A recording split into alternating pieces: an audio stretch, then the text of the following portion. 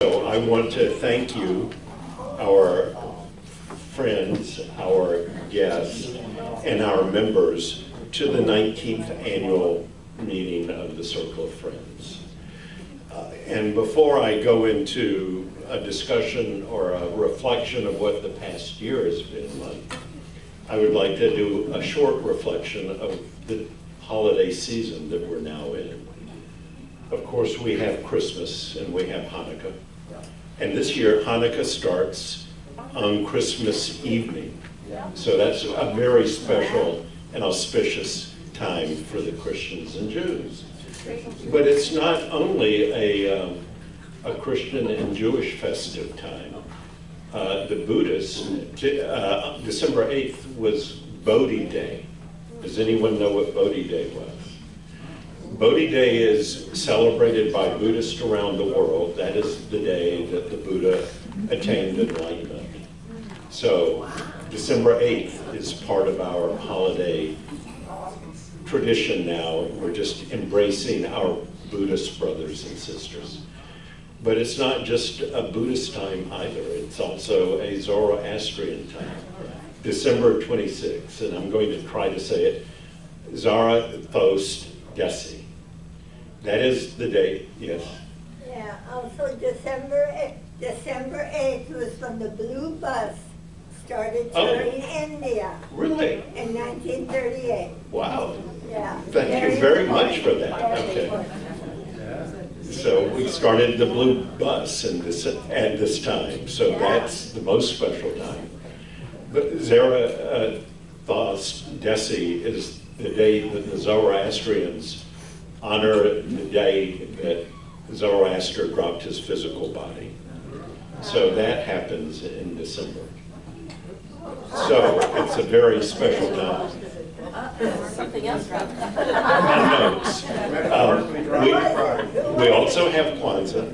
That starts December 26th, I believe. And for you Wiccans, we also have this winter solstice, December 21. So I don't think that there can be a more special month to have an annual meeting than December. So thank you all for coming. Now I would like to reflect not on the season, which we are celebrating because it's both a reflective time and it's a joyous time. And so I'd like to spend a few minutes thinking about the joyous time that we've had over the past year. Yeah. Yeah, I do want to, I give them one sentence from the mystical language that came through on the Blue Bus tours. You can think about it. It's a head scratcher. God in us is rejoicing his own experience of joy. Oh, thank you. That is the theme of this meeting. Thank you very much for that.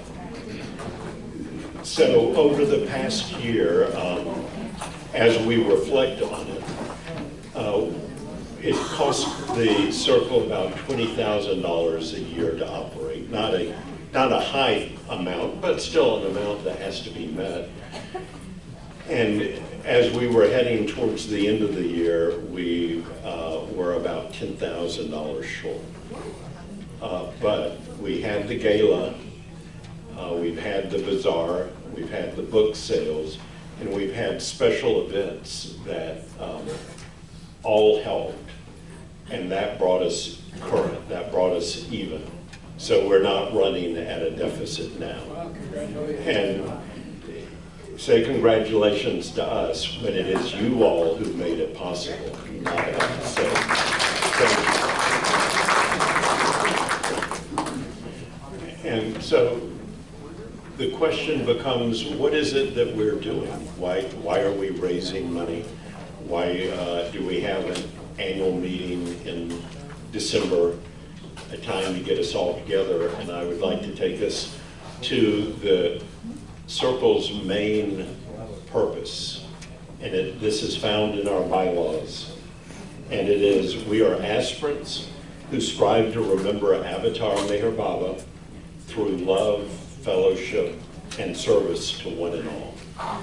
So that is what brings us together. And that's why we do this. And we like to say that that is our mission, and it really is, but it's our mission through each of you.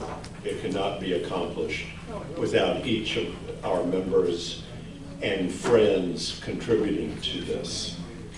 So over the year, as we reflect on it, the things that we were able to do would be to have life celebrations. We remember our dear family and friends, Nancy, Phil Smith, and Ann McElroy. Oh, and Walter, thank you. Whoa, I can't believe I didn't include that. Thank you for that. So this is a time for us to get together and be able to have our gathering around those of us who we knew so well, who we loved, and who have now progressed on the dream journey. So they are the lucky ones. We're now trying to catch up with them. But we were happy and lucky to have this place where we could start that catch up. We've also had special events here, and I would like to talk about one regular special event that the Circle is able to host, and that is the Serenity Club. They meet here once a month, and they have a potluck dinner, then they have the prayers, and then they have their meeting. And the very next Serenity Club meeting, do we call it Serenity Club, David? Is it the Serenity Club? Am I coming, can I? Yeah, you take over from me. Next Wednesday, the 18th, 6 o'clock potluck, 7 o'clock prayers, RT, a few songs, and White Elephant gift exchange. And that's a lot of fun. You could bring a gift from your home, unwrap, you can't buy it, and then the fun begins. Hope to see 30% of the people here. So let me just say along with that, I mean, the Serenity Club meets here. It's a wonderful home for the Serenity Club. And they each month help, they take up a collection and help defray the overhead of the Circle, which we greatly appreciate. So thank you, David, and thank you to the Serenity Club for doing that.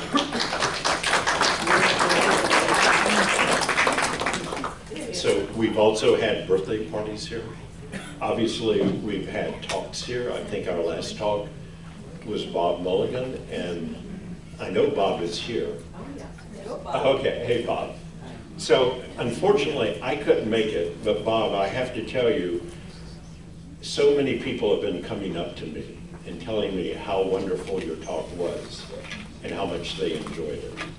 So that's what the Circle is able to do as well, to be a home for people to present whatever their calling is, to help us as Baba lovers get closer to Baba. So we, not only do we appreciate it, we enjoy it. And that somehow includes the word joy in it. So in terms of what the Circle also does, we focus on our family, the Baba family, but we don't stop there. We have connections into the community, and we have some of those people with us today. We have Akeem Hemingway with us. We have Karen Vassell, and Braden.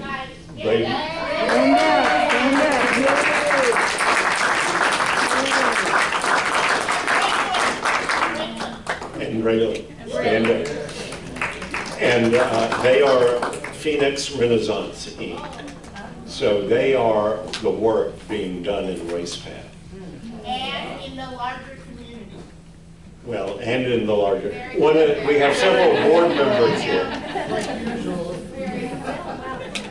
I'd rather hear it now than later, so thank Mary for that. But I have to say, Akeem, I'm not saying this to embarrass you, but Akeem is one of the original Happy Club children. So, Akeem came to the center before many of you did. And so if you want a tour, just ask Akeem. He'll be glad to give it. So we do want to thank you all for the work you're doing in Race Path, and we are so glad that we are able to help you all in it. And we have two board members here on Phoenix Renaissance. Jerry, you're on the board, right? Jerry, where are you? No. Oh, you're not on the board. For a day. I saw Buzz. Is Buzz on the board? On the board. I'm not sure. Okay. Mary Leiter is on the board. She has told me that she is. And Peter Goodman, although I thought we would have seen Peter tonight. Peter Goodman, he did, okay. We'll haul him in next year. But Peter's also on the board, and they are working hard with Phoenix Renaissance. So this just gives you I'm going to call it a flavor. I mean, there are other things that the circle does. Oh, yes. We have the ping pong table. We thank you, Angela.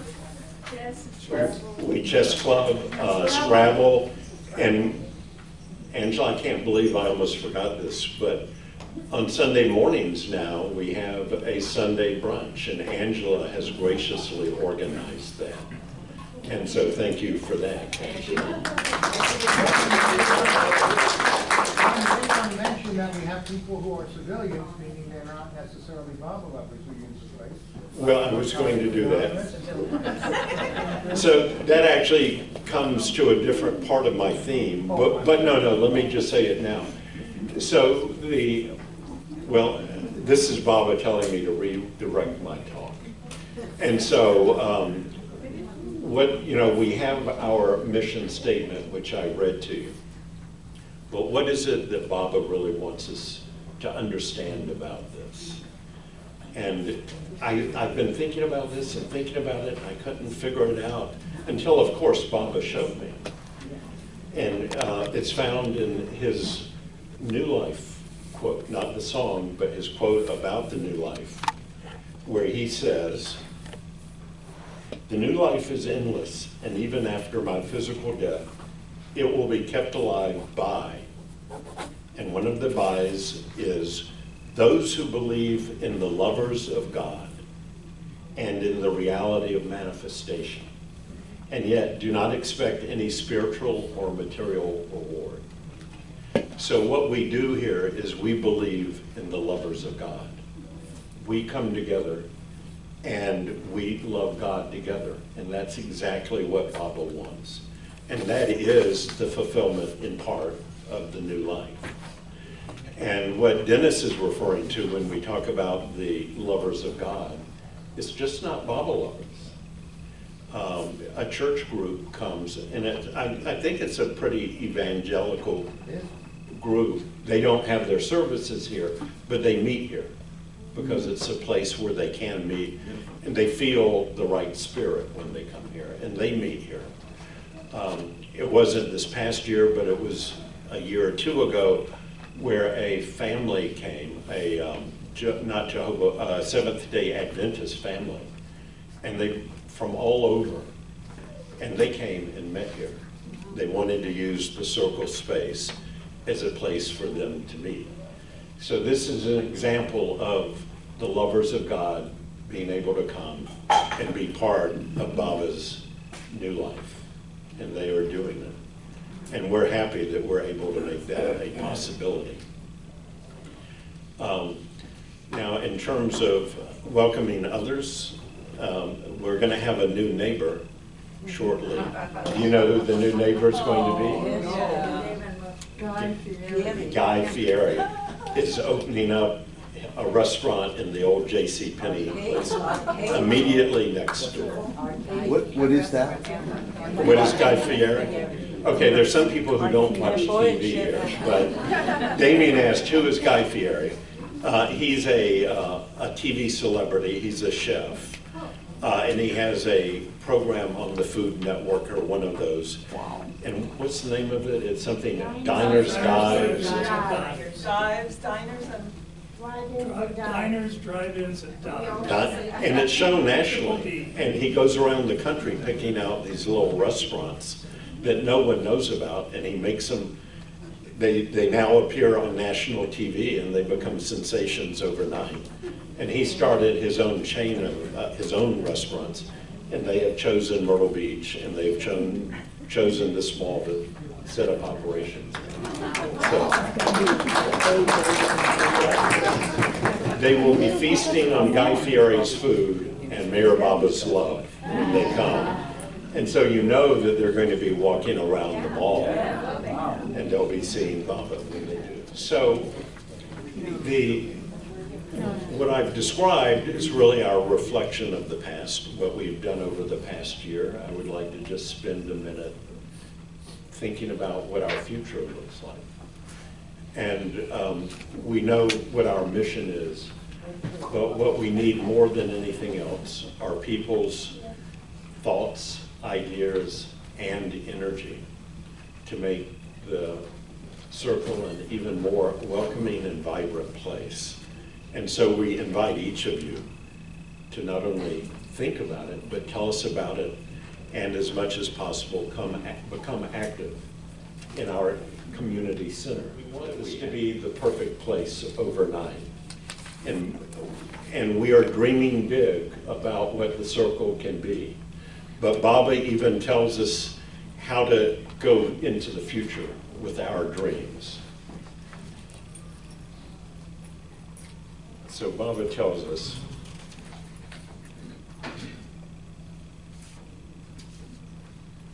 people wait for the big moment, the great event, and forget that happiness comes from building steadily on the small daily things of life. So let me read that, and I'll make it a little bit clearer. Baba said, people wait for the big moment, the great event, and forget that happiness comes from building steadily on the small daily things of life. And so that really explains and defines the work of the circle. Big dreams, Baba wants us to have the big dreams, but he also wants us to know that it's step by step and for us to be patient. But it's easy to be patient when we have wonderful food and a wonderful crowd. So thank you all.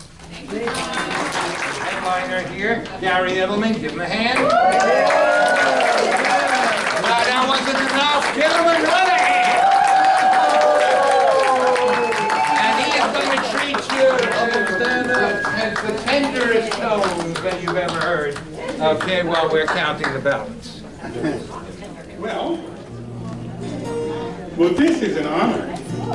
Thank you.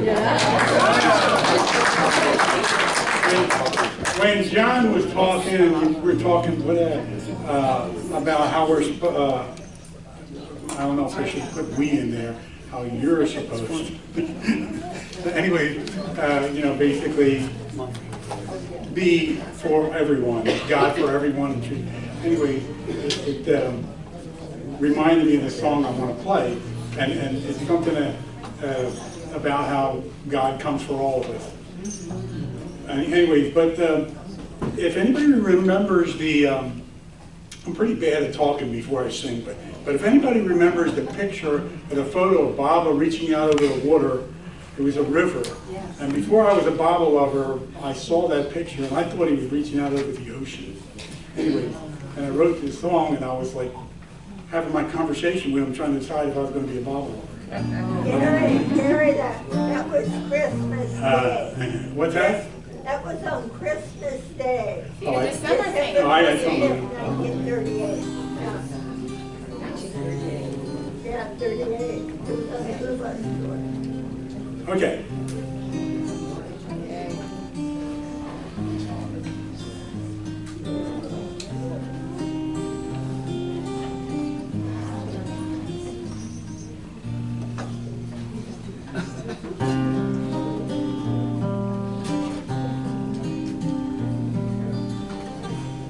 With the hands that angels follow,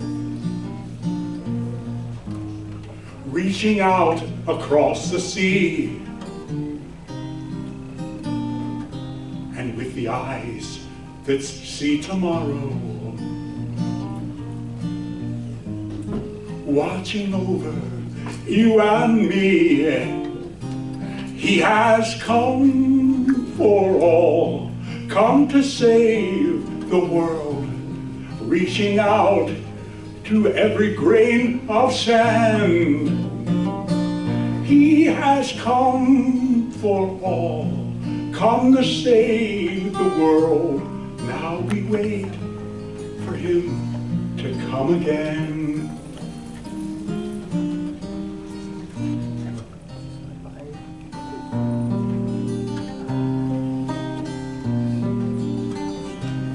With the feet that leave great imprints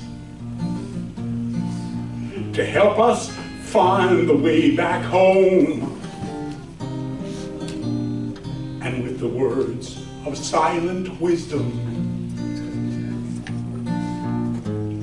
touching every heart and soul. He has come for all, come to save the world, reaching out to every grain of sand. He has come for all, come to save the world, and now we wait for him to come again. In the image of our fathers, with forgiveness in his heart, with a love that's never ending, he has come. He has come. Oh, he has come for all, come to save the world, reaching out to every grain of sand. He has come for all, come to save the world, and now we wait for him. Now we wait for him. Now we wait for him to come again.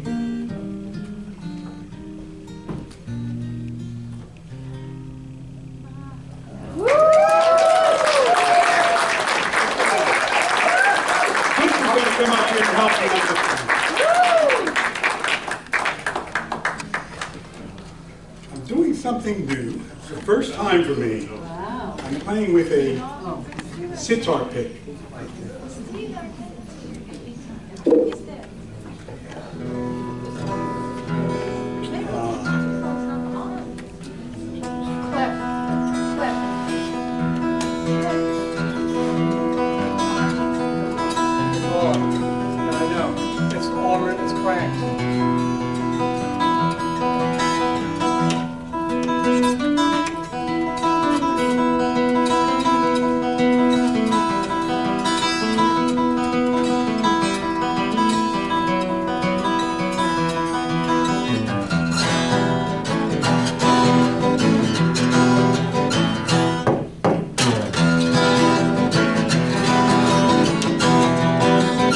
I see you love me as I am, but I don't love you as you are. You say you know and understand. I wish I only knew for sure. Please tell me how much longer till I touch your hand with mine. For my love for you grows stronger. How I long to be with your love divine. With love divine, I long to be with love divine eternally. Love divine, love divine, with love divine, I long to be with love divine eternally. Love divine, love divine.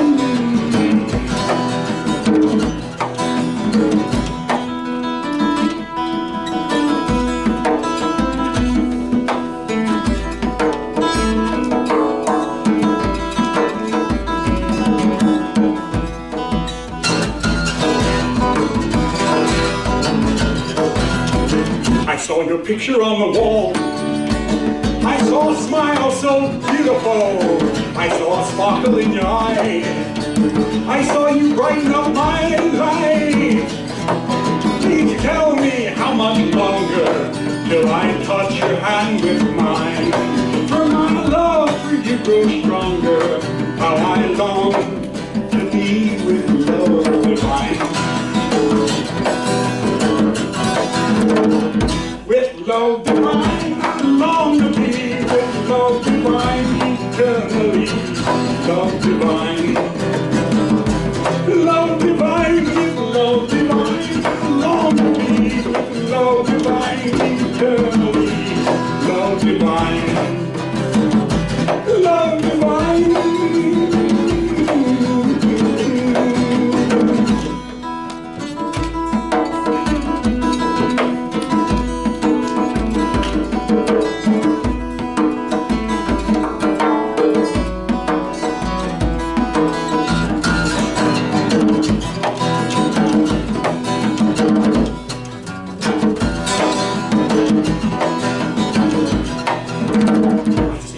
As I am, I still don't love you as you are. All that you know and understand is all I want to know for sure. Please tell me how much longer till I touch your hand with mine. For my love for you grows stronger. How I long to be with love divine. With love divine, I long to be with love divine eternally. Love divine. Love divine, with love divine, I long to be with love divine eternally. Love divine. Love divine.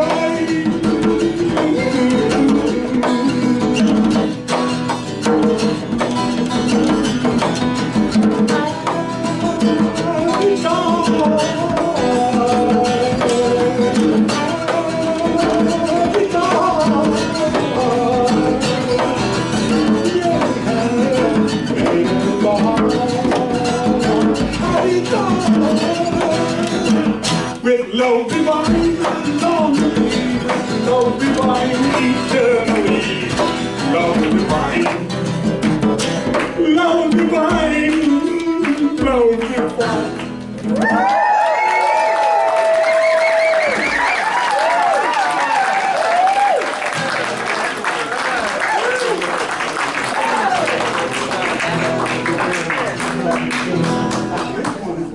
Thank you. I got one now. This is a little bit lighter, but it's more happy. The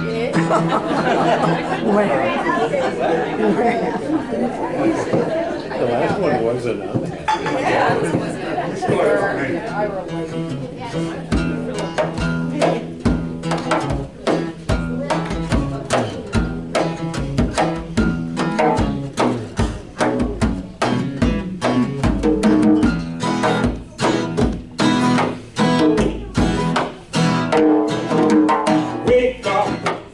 Open your eyes, come on, wake up. You realize when you wake up, it's such a good life, so let's wake up now to the Lord. Wake up now to the Lord. Working all of the day, no time left for the play. Worrying all of the time, there's just too much weight on the mind. Need to get a vacation. Need some good relaxation. Feel the sun on your face. Get up, get on your way, and wake up. Open your eyes, come on, wake up. You realize when you wake up, it's such a good life, so let's wake up now to the Lord. Let's wake up. Open your eyes, come on, wake up. You realize when you wake up, it's such a good life, so let's wake up now to the Lord. Wake up now to the Lord. You know there's no need to worry, no need to feel sad. Why not enjoy life with all that we have. There is so much around us to be thankful for. We only need to wake up, wake up, wake up, wake up. Everybody there, wake up. Wake up. Open your eyes, come on, wake up. Beauty of life when you wake up. Such a good life, so let's wake up now to the Lord. And let's wake up now to the Lord. Everybody let's wake up. Open your eyes, come on, wake up. Beauty of life when you wake up. It's such a good life, so let's wake up now to the Lord. Oh, wake up now to the Lord. Everybody let's wake up. Open your eyes, come on, wake up. Beauty of life when you wake up. It's such a good life, so let's wake up now to the Lord. Let's wake up now to the Lord. Wake up now to the Lord. Everybody, let's wake up. Wake up!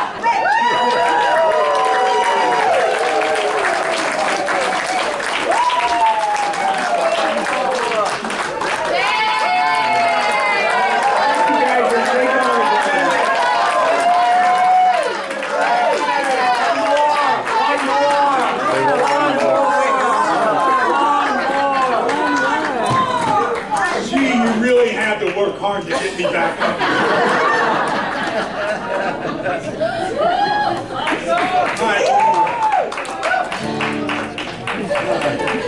Rock us, Gary, rock us.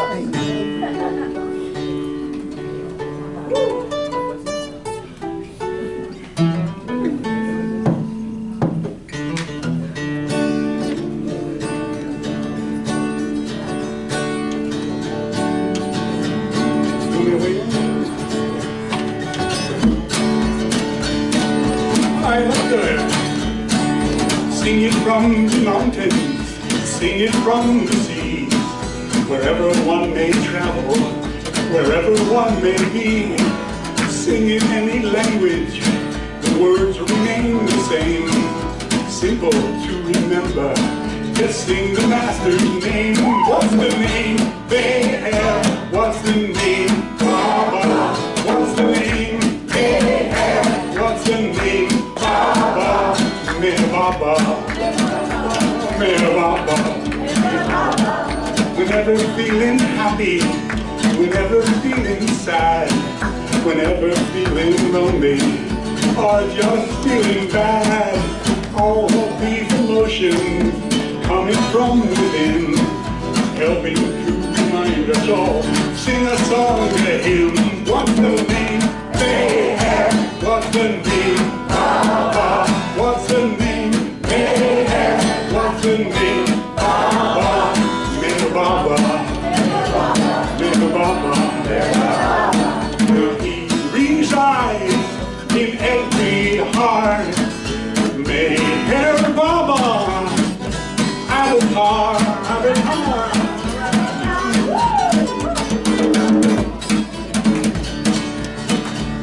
So many incarnations, many different forms. Many are the lovers seeking comfort through the storms. He will give us shelter through the pouring rain. He will give us all we need. Let's all say his name. What's the name they have? What's the name? Baba. What's the name they have? What's the name? Baba. Little Baba. Little Baba.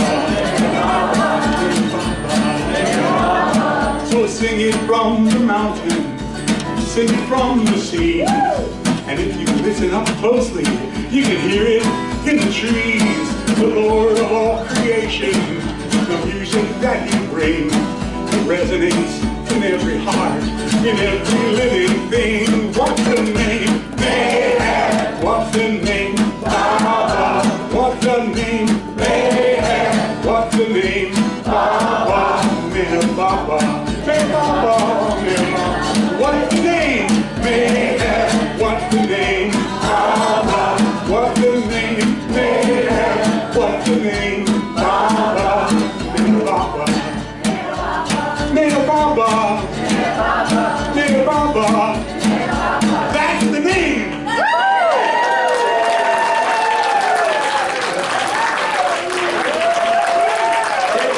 So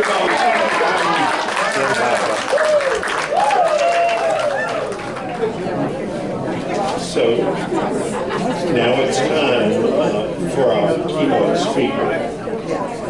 And it's almost impossible introducing someone that we all know. So, Buzz, you are being paid.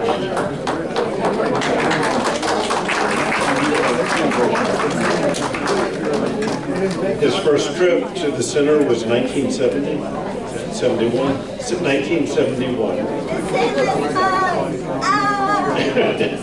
He is the only singer that can compete with Gary, but we're not going to make him do it tonight.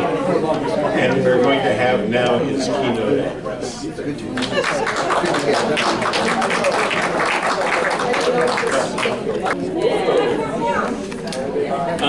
Jay Baba, thanks for having me. I can see the crowd is beginning to thin out. I'm going to help that process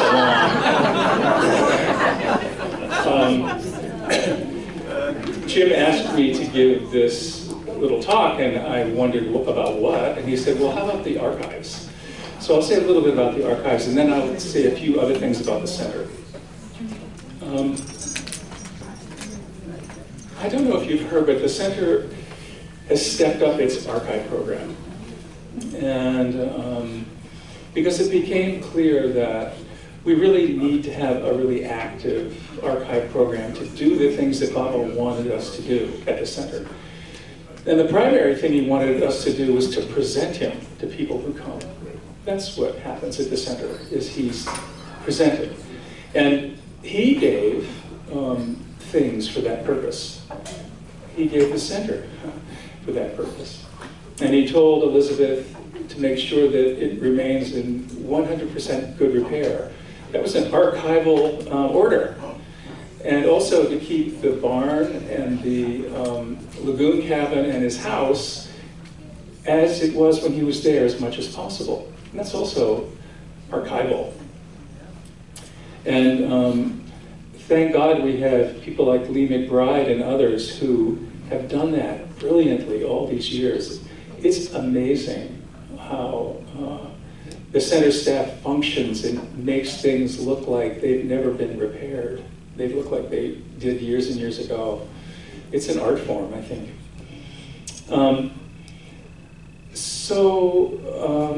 And Baba would send from time to time articles of clothing and his hair and things like that. And the Mandali women would send things too, to show in Baba's house. So that's also archival.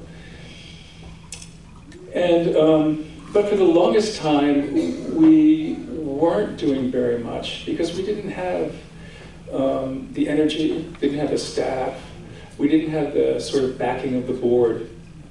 What we had was Dot Lesnick basically alone doing an amazing job and setting a standard for the center that we're following still. And during the 80s, as you know, in India, Mani and Erich and others got really interested in archives. It turned out that for years when Baba would wear something or use something, and he was done with it, they'd take it and store it at Mehrabad. So there were all these things stored at Mehrabad. And so in the 80s, they pulled them out, and there were a lot of things. And one of the ideas is that they would be able to share sadras around the world someday to different countries. But it was in the 80s that the archive work really got started in India. And the experts that were involved in that were experts that were found by Dot Lesnick and Beth Gans. And they found people in New York and Washington, D.C., and they flew to India and hung out with Mani and Erich and Bao and the rest of them and designed a building and designed a program. And some of those, at least one of those people, is helping the center now do that same thing. Who is that? Her name is Joan Bacharach. She's not a Baba person, but she was there in the 80s, she and her husband. She's a bigwig at the National Park Service There are more museums in the National Park Service than probably anywhere in the world. They have so many all over the place. She's a real expert. So she's been guiding us in finding people who could advise the center on what we should do. There are some collections coming to the center, some of Elizabeth's things that Wendy and I have, and Norina and Nadine's things, and things from Sherryar Foundation are coming. There's a lot from Sherryar Foundation that's coming to the center. So there are a lot of things coming. And we don't have enough space or the right kind of space to care for what we have now. So for years, Dot was on a crusade to get the board to build something. And it's now coming to fruition. We've hired a owner's rep, it's called Aegis. They're out of Philadelphia, and an architect called Samuel Anderson Architects from New York City. And their specialty is designing core buildings for archives. Their specialty is designing storage and workplaces for archives, all kinds of things. And we have such a vast collection. The kind of building we'll have will be temperature controlled and humidity controlled in different ways, because we have textiles, and we have paper, and we have other kinds of items that all need different temperatures and different humidity. Humidity is a huge deal with archives. So all that's to say that the center wants to build a building that won't burn down ever, that won't be crushed by a hurricane or trees falling or things blowing through. So the building is going to be, at least the core of the building is going to be like a fortress with systems that if electricity goes out, the systems remain going and all that.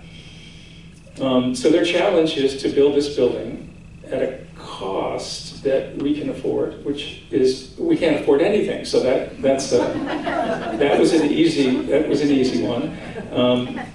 And then make the outside of the building, what these folks call the envelope, make the outside of the building look like it belongs at the center.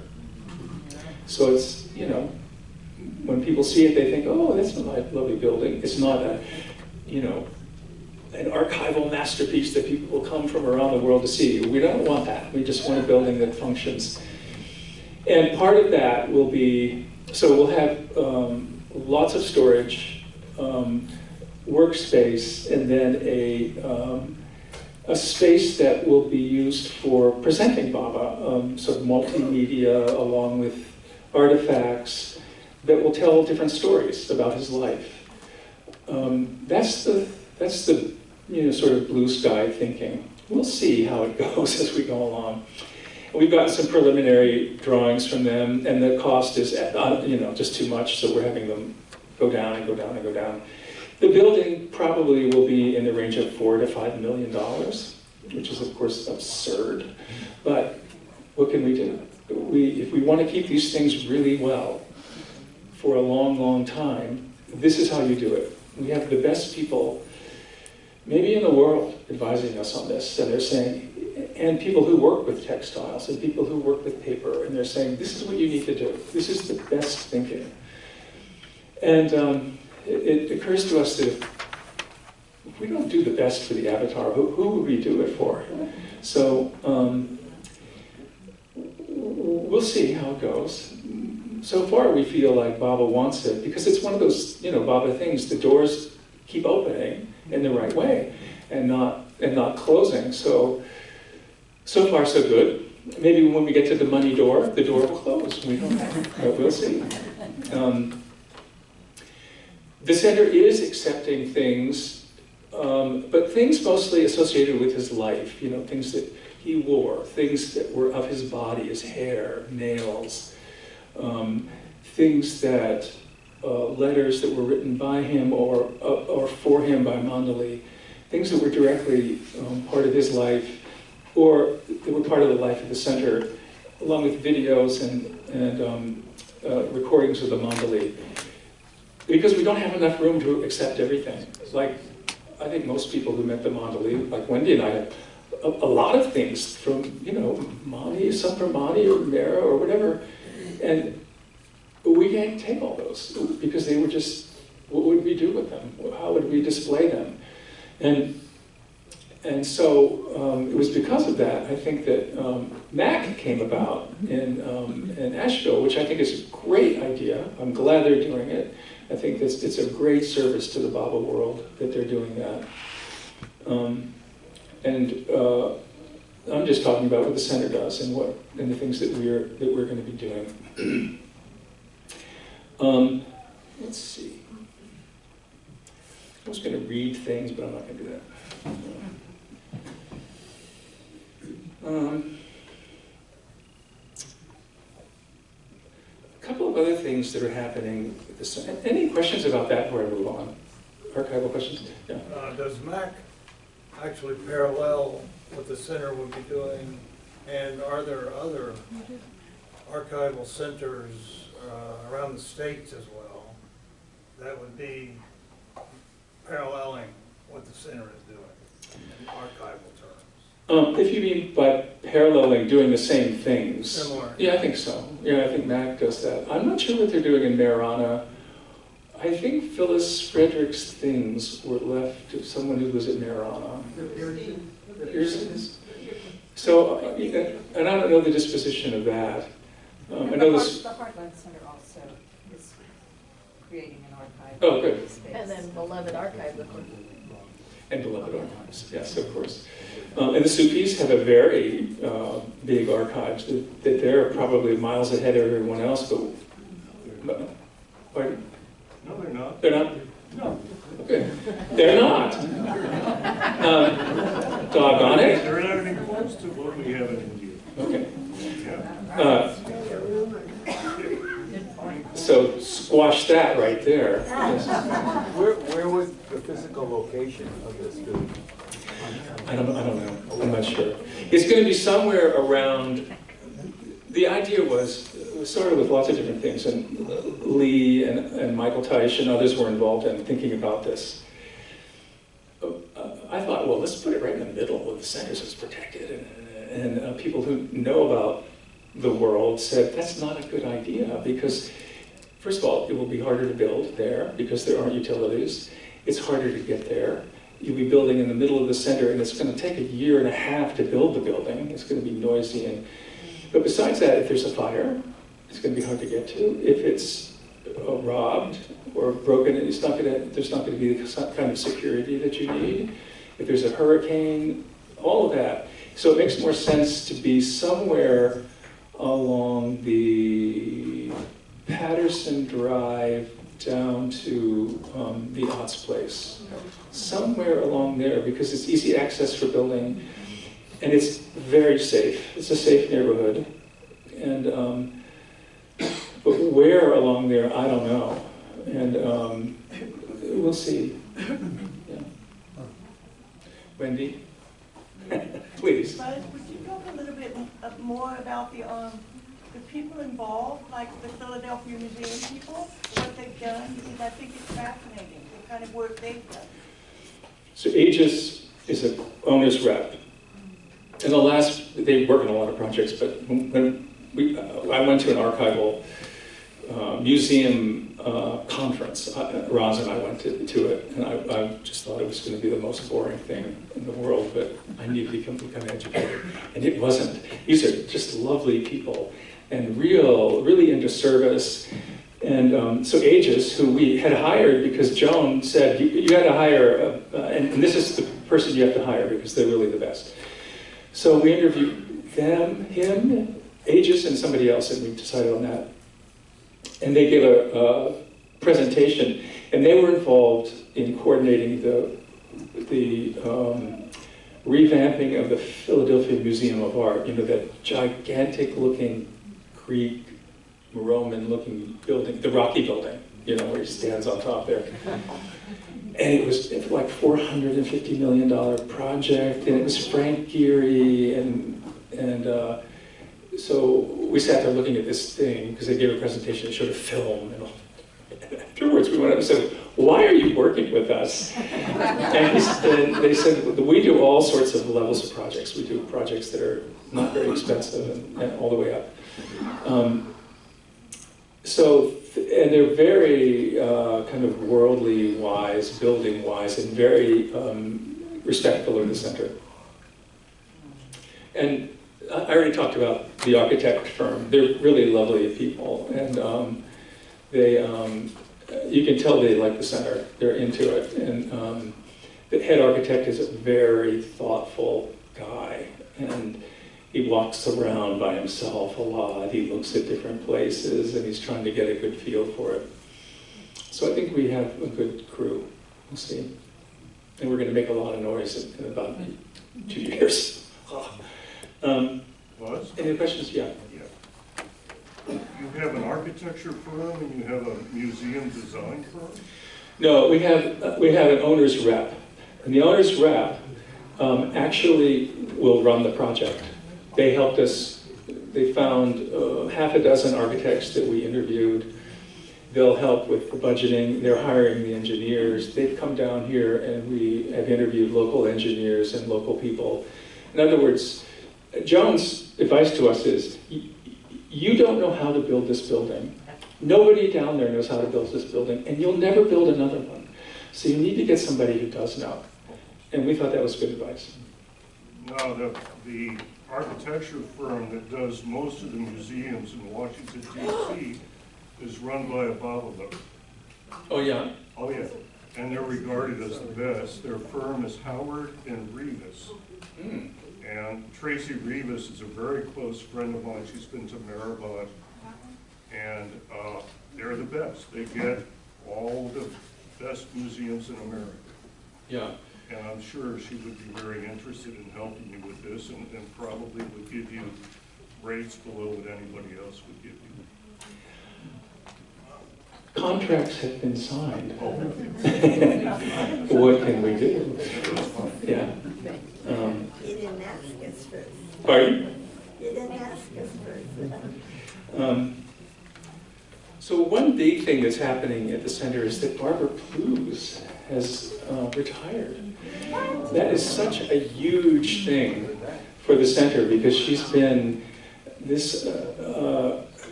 the 70s, these amazing servants were attracted to the center and attracted to Myrtle Beach, like John and Mary, who've been working here and in the community for 50 years, maybe 60 years.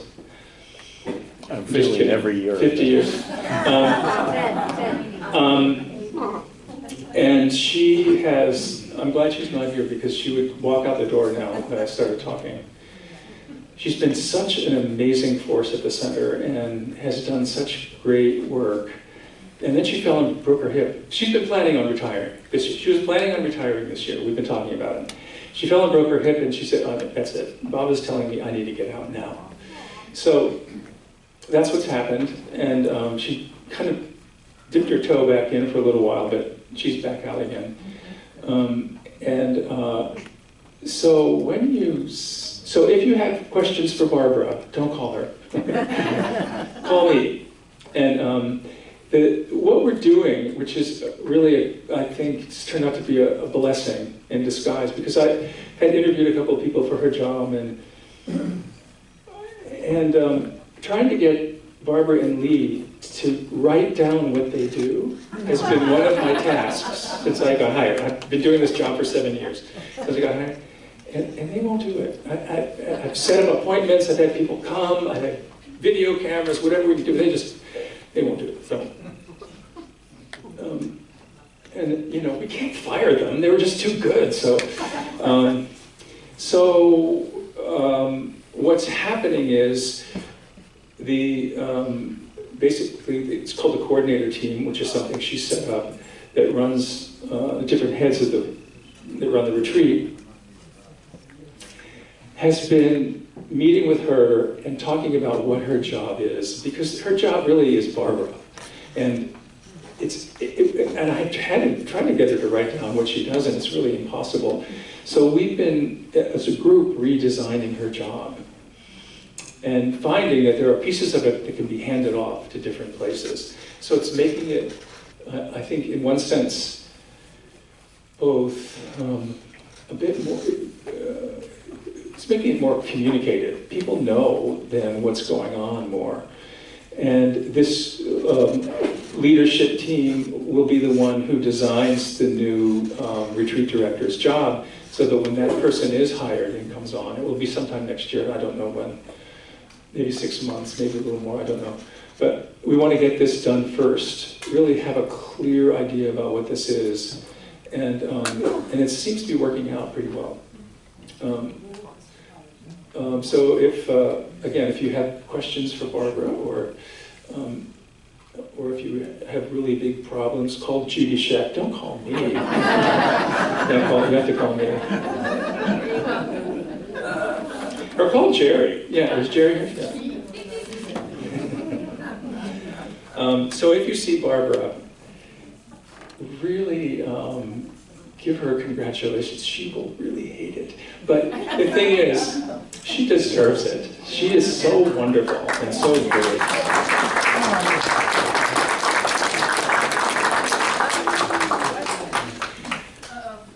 How about a retirement party for her here? Oh, listen. No. Listen. So many times we've been trying to do this, and she's, she threatens to quit. So we don't want her. No, you can try. It would be nice to have like a gala for her or something, but she probably wouldn't come. Another thing, we're hiring Matt Kimball to come onto the staff in January. He comes on January 6th.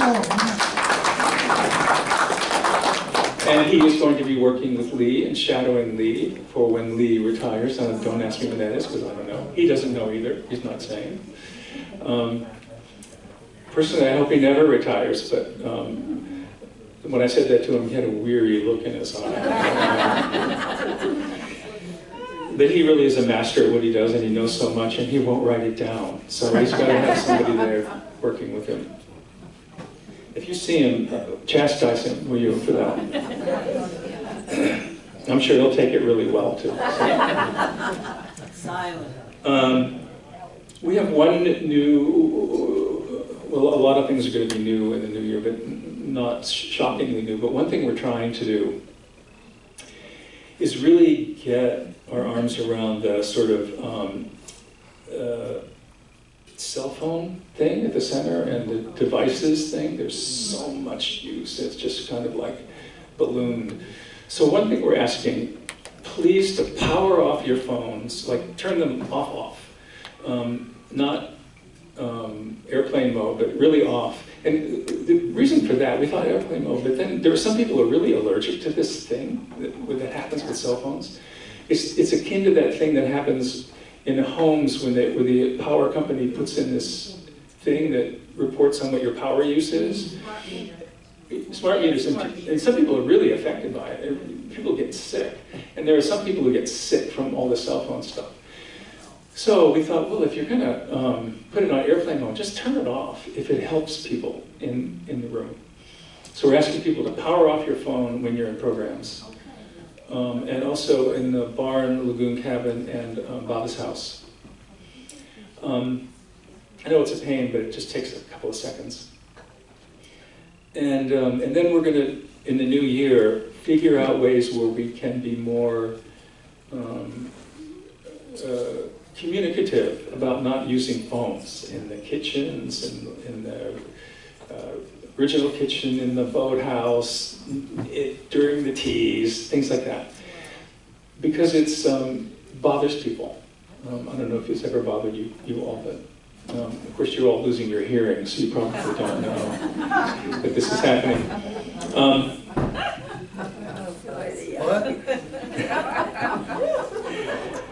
So this is the last thing I want to say, which is not a lovely thing to say, but it's an important thing to say.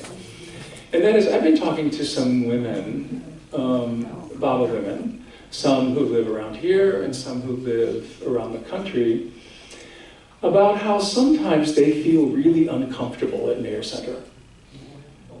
Yeah, and I'm talking about the way women have felt uncomfortable in our society, how women have been objectified, or sometimes it's okay to flirt or to maybe hit on a woman or to ask her out or things like that. Some of you may not have that experience, but there are a number of people who do. And it's a way, saying this is a way of saying, well, let's raise our consciousness about it and talk about it.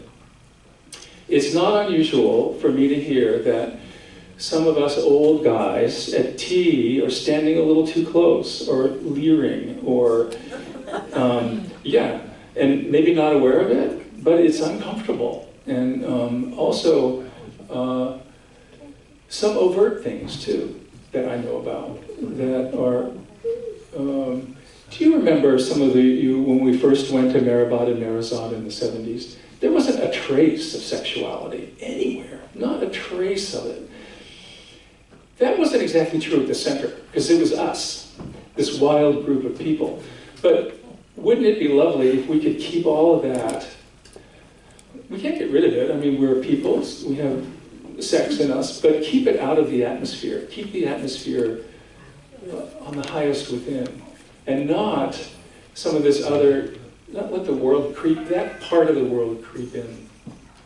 So what is your plan? I'm going to shut the center down. No. It's to raise awareness. Basically, it's that.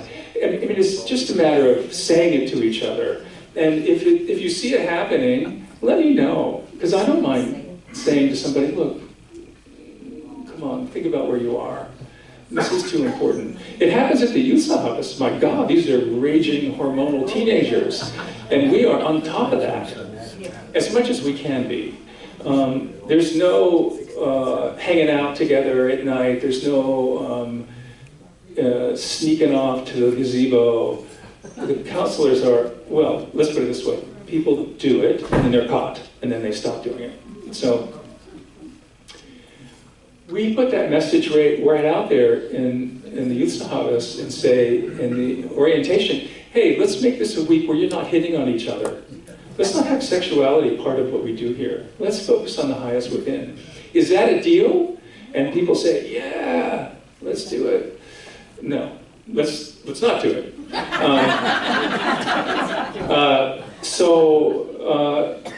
It's worth us talking about that too. If you see it or hear about it, or because it's yucky, and we shouldn't have it at the center if we can possibly avoid it. So one thing I'm doing is talking about it and making it a thing that we communicate and make it normal to talk about and not a scary thing. One thing that is really true, I was a therapist for, and I still am just a little bit, for like 25 years, and I did a lot of therapy with women who had been, as children, raped, child abuse, a lot of trauma therapy that has to do with that kind of sexual abuse. It's horrible, and it's important not to hide it. It's important not to make it shameful, and it's important to empower women to speak up if they need to speak up, and including us. I mean, I think of Baba women, I think, of course, they're with Mayor Baba, everybody's empowered. It's not exactly true. I don't know if you know that or if it's true in your case. But here I am rambling on, I don't want to bore you all, but I feel like it's an important topic to bring up. Any comments? Yeah, an aspect of that, for me, would be the way some women dress. Right. And it has bothered me ever since I first saw it. In India in the late 70s and 80s, I remember the women mandali going around, and one time, I don't know what I was wearing, but they said, this is not appropriate, it's too short. Even though it was a Punjabi outfit, so I had pants on, the skirt was short.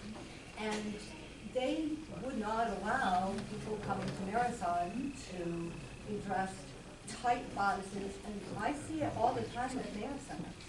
So you're asking our consciousness to be more aware of what the men do. Personally, I've never seen anybody leering at the tees. I don't know if they do it elsewhere, but I'm also not out there to find out what people are doing. Right. But what I have noticed again and again is women wearing really tight revealing clothes, really deep plunging center tops, That's something that to me is totally inappropriate at a spiritual retreat.